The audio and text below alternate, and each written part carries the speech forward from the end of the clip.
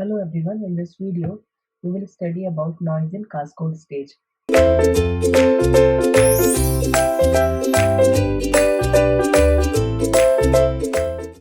Consider the cascode stage of figure this shown below here. Since at low frequency the noise current of N1 and Rd mostly flows through Rd. The noise contributed by these two devices is quantified as in common source stage. Okay, so we can write it as Vn in whole square due to M1 and Rd is given by 4 kT gamma by Gm plus 1 upon Gn1 square Rd. Okay, where this flicker noise of M1 is neglected. Okay, now the effect of M2 can be modeled as in this figure B.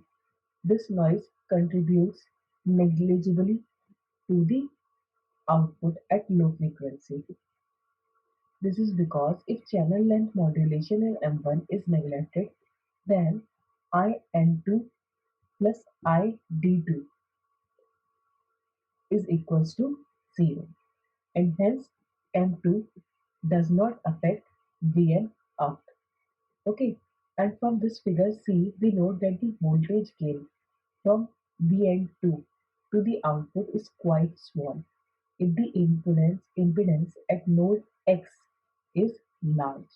So thus at higher frequency, the total capacitance at node X Cx give rise to the gain of Vn out upon Vn2 is equals to minus of Rd upon Vn 1 upon Gm2 plus 1 upon Cx x. Okay, so thus increases the output noise. This capacitance also reduces the gain from the main input to the output by shunting the signal current produced by M1 to ground. As a result, the input referred noise of a cascode stage may rise considerably at high frequency.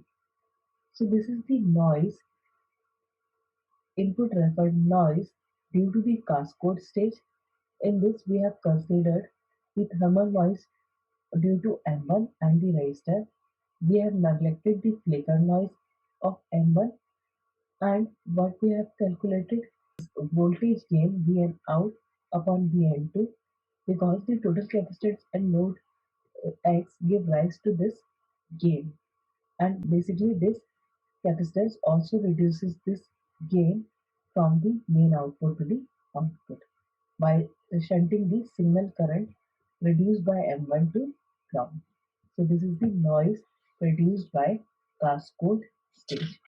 In the next lecture, we will study about the noise in differential pair. Thank you.